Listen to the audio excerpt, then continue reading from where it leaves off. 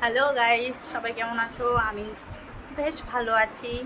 তো এই জাস্ট কাজ থেকে বাড়ি এলাম, এসে ফ্রেশ হলাম।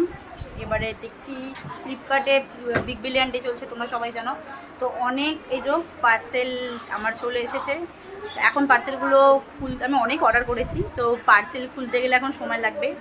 এখন আগে ভাতটা চট করে খেয়ে আসে, ভাতটা খেয়ে দিয়ে এসে তারপরে তোমাদের সাথে শেয়ার করবো আমি কী কী অর্ডার করেছিলাম বিগ বিলিয়ন ডেতে।